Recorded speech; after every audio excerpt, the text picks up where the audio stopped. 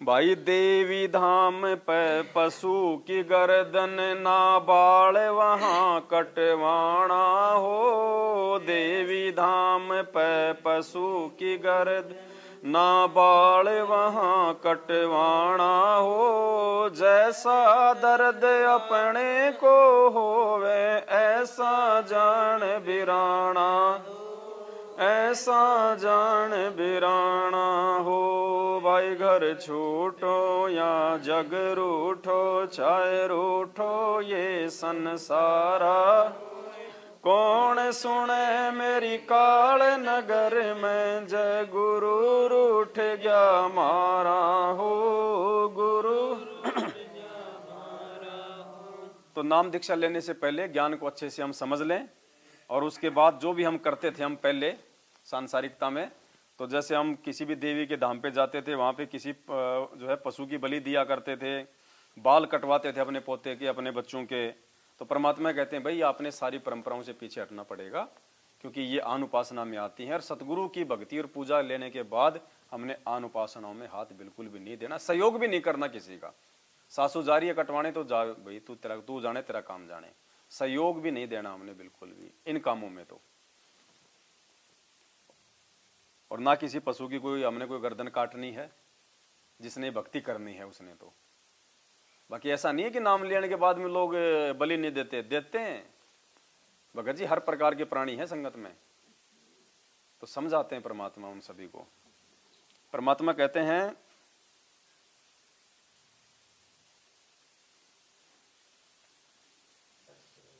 मालिक ने एक अपनी वाणी में बताया कि जैसा दर्द अपने को होवे ऐसा जान बिराना, और कह कबीर वो जावे नरक में जो सावे जो खावे शीश खुराने। जैसा दर्द अपने को होवे ऐसा जान बिराने, कहे कबीर वो जावे नरक में जो खावे शीश खुराने। यानी जो पशु के जो खुर जो होते हैं ना, सिर, उनको काट के खाते हैं, तो परमात्मा कहते हैं कि वो नरक में जाते हैं वो सीधे। क्योंकि हमें तो परमात्मा ने समझा दिया, लेकिन ये जगत वालों के लिए है नियम। जो प्रथम बार जो परमात्मा का ज्ञान सुनते हैं, जो उनसे जुड़ने की चेष्टा करते हैं, तो उनको इन चीजों की जानकारी अच्छे से होनी चाहिए। फिर परमात्मा ने लिखवाया, भाई सूतक पातक भात न छूचक, ना कोई नाच न गाना हो। सूतक पातक भात ना कोई नाच न गाना हो। रहन सहन तेरा साधारण, और जग से रह बिराना हो। जग से रह भाई घर छूटो या जग रूठो, चाहे रूठो ये संसारा हो। कौन सुने मेरी काल नगर में, जय गुरु ओ गुरु रूठ गया। हाँ। तो हमने कोई भी सूतक पातक जो ये जन्मदिन मनाते हैं, जो बच्चे के जन्म पे सूतक पातक करते हैं ना, तो परमात्मा कहते हैं हमने किसी भी चीज को कोई महत्व नहीं देना है, हर दिन एक समान है। और सतगुरु की भक्ति लेने के बाद में तेरे सारे रोग कष्ट परमात्मा दूर कर देता है। फिर कोई जंत्र मंत्र जादू टोना सूतक पातक कुछ भी भगत के निकट नहीं आता, सारे दरवाजा परमात्मा उसके जो है वो खोल देता है। तो सूतक पातक भात ना छूचक, ये भात की परंपरा, ये छूचक वगैरह भरना, ये फालतू के ड्रामेबाजी हैं लोगों ने अपने मनोरंजन के लिए। और जो पैसे वाले लोग थे उन्होंने अपने पैसे का दिखावा करने के लिए कि मैंने मेरी बहन के भात में 1 लाख दिए, अब 2-4 दिन लोग उसकी महिमा करेंगे, वो फूला नहीं समाता है। छूचक में चले गए, गांव के कपड़े दे दिए। मैं गया था एक बार, मेरे 2 बहन हैं, तो बड़ी वाली के जो है मतलब लड़का हुआ, तो मेरे को भेज दिया मेरे फादर ने। मेरे इस उम्र थी छोटी, बस इसका इतना होगा मैं, मतलब 20 साल का था। तो मेरे को दे दिए 5-10 कपड़े का टेची में डाल के, और थोड़े से मेरे को पैसे दे दिए कि भाई उनके इतने रिश्तेदार हैं, सबको 5-5 रुपए इस हिसाब से। अब मेरी उम्र ऐसी थी, मैं सोचा इसमें से 100-200 रुपये बच जाए तो अच्छी बात है अपने। तो मैं अकेला लेके अटैची, क्योंकि वो पहला तो था नहीं, उससे पहले और भी भर दिए थे छूचक वगैरह। तो बोला ये कोई मतलब पहला तो है नहीं, तो अकेला चला जा। तो मैं चला गया। अब चला गया तो कपड़े उपड़े दे दिए मैंने निकाल के। फिर मेरा मौसा था, तो मेरे को बोला भाई ला, बोलो टिकू के पैसे। तो बताओ, बोले 5 उसके, 5 उसके, बोले वो 5 उसके और 5 उसके, और रिश्तेदारों के, बोले वो धर्मशाला के 5 रुपए और इसके 5 रुपए। तो मैं दिमाग में तो सारे जा रहे हैं। फिर अब वो पहले गांव में क्या होता था कि मतलब बैल वगैरह भी होता था, तो मतलब पूरा गांव मिलके उसको चारा खिलाता था ना। तो बोला भाई, बोला 11 रुपए बोले उसके मतलब बैल के। तो मैं कह रही तो बैल के 11 रुपए मैंने मन मार के दे दिए। हाँ बोलो, फिर मैंने कह दिया मैं कोई झोटा वाटा हो तो उसके और बता दो। कोई झोटा हो तो उसके भी बता दो भाई। तो सारे लिए जा रहा है, मुझको छोड़ ही नहीं रहा कुछ। तो अब हमने परमात्मा से नाम दीक्षा लेने के बाद में ये सूतक पातक भात सूचक लेन देन, ये टीका टामना, जवारी ववारी, पूजा करना, ये कुछ नहीं करना हमने। और था ही नहीं, बस मैं था, ये बड़ा वाला तो लड़का था और एक भगत था जहां मैं रह रहा था छुप छुपा के मैनेजमेंट से। हम 3 ही थे। घर से भी उठाया तो खाट में उठा लिया, मुझे 4 तो है ही नहीं। वो खाट थी उसकी, उसी खाट में उठा के ना कोई परमात्मा की दया थी। और हमने पिकअप करी हरिद्वार, मैं वहीं रहता था ऋषिकेश के पास में। तो मैं ऋषिकेश में वहीं पे वो मतलब सामूहिक होते हैं वहाँ पे। तो पिकअप गाड़ी कर ली, पिकअप गाड़ी में उठा के हम तीनों ने खाट में रख दिया और ले गए। वहाँ पे 3 ही थे हम। वहाँ जाके पिकअप वाले को तो पैसे दे दिए, खाट पे हमने वो डाल दिया उसके चदर उधर, और उठा के हम तीनों उसको ऊपर ले गए घाट के ऊपर। मगो भाई अब कहाँ क्या करें? बोला लकड़ी। मगो कहाँ मिलेंगी? बोले वहाँ मिलेंगी। वहाँ गए तो वहाँ पे 3-4 कुंटल हमने लकड़ियाँ ली, वहाँ पे जलाने की सामग्री ली, पूड़ा पड़ा ले लिया। और मगो अब इसको कौन क्या करेगा? बोले वो चंडाल कहाँ है? मगो बोले उसको लाओ, चंडाल को बुला के। तो काले कपड़े पहन रखा था, वो चिता वता लगाता था लोगों की। तो मगो वो बोले 500 रुपये लेगा। मगो ठीक है भाई देंगे। अब उसको बुलाया, हम तीनों ने मिलके वहाँ पे लकड़ियाँ डाली। पहले तो उसमें हरिद्वार में, गंगा जी में, उसमें और ऋषिकेश में।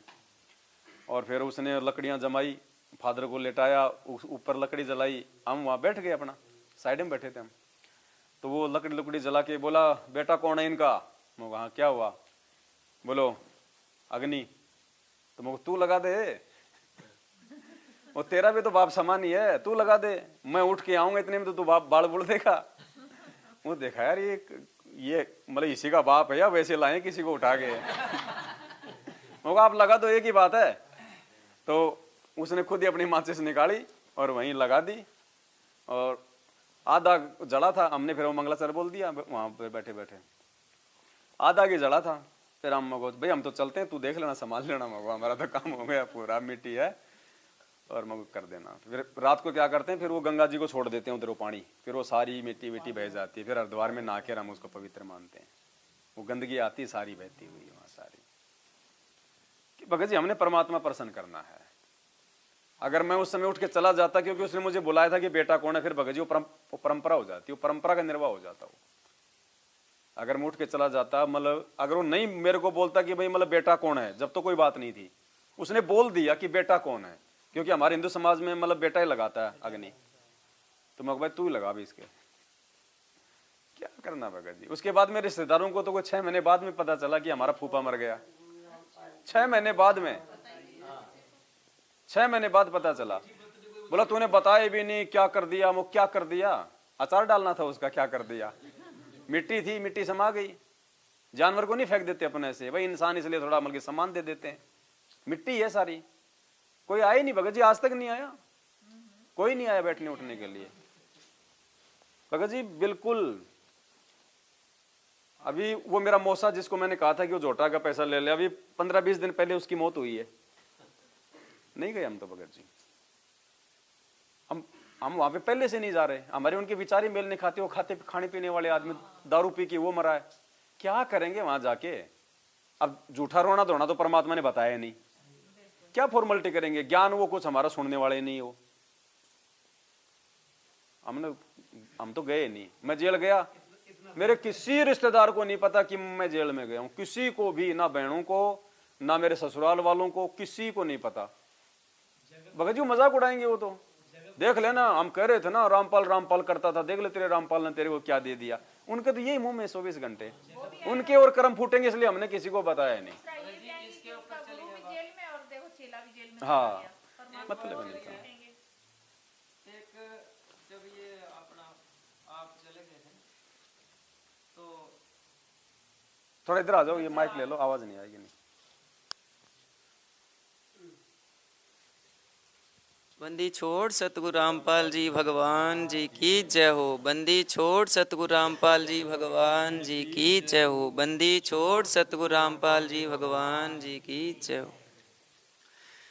भगत जी जब आप चले गए थे तो हमारे जम्मू कश्मीर से ही एक भगत हैं, उनका नाम है पुरुषोत्तम दास।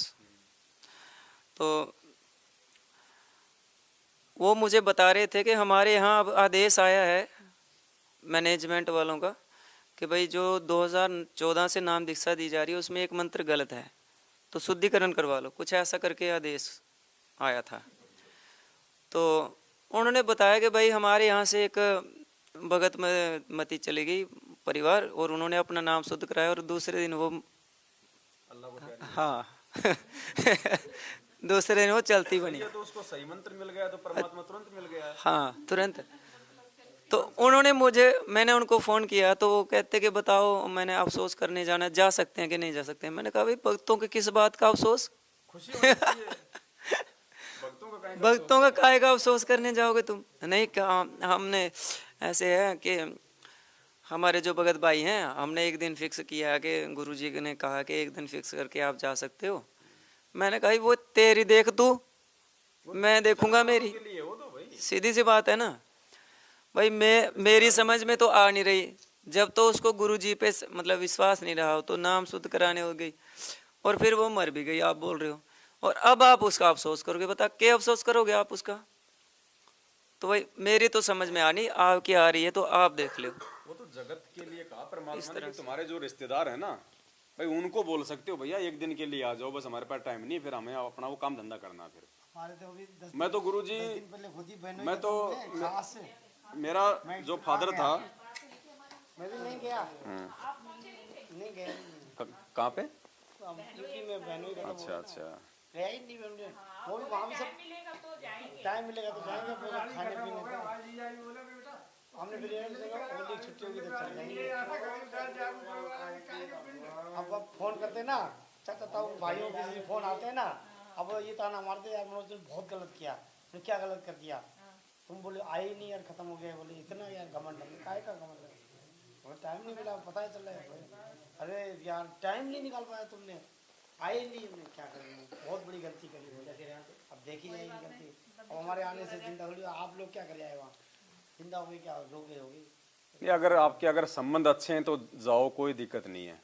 हमारे तो संबंध ही नहीं थे उनसे, मैं तो 6-7 साल से ना कहीं आता ना जाता रिश्तेदारी में। संबंध नहीं, वो खाते पीते करते हैं उनके, हम लोग हाँ तो हमारा तो उनसे लेना देना नहीं था, हम तो बस मीट मछली वो सब खाते थे, इसलिए मुझको फालतू में फॉर्मेलिटी भी करने क्या जाएंगे वहाँ पे, कोई मतलब नहीं कढ़ाई है। में बनेगा वो, कुछ तो कर, इतनी दूर जाओगे वो क्या हो गया सर, या फिर रुकोगे नहीं तो दिक्कत आएगी उनको कि आए हो आके चल दिए, जैसे ना जाओ वो अच्छा, ना जाओ ज्यादा बढ़िया है, थोड़ी बुराई तो हो जाएगी, वो सब काम है, कोई बात नहीं। बराबर अपना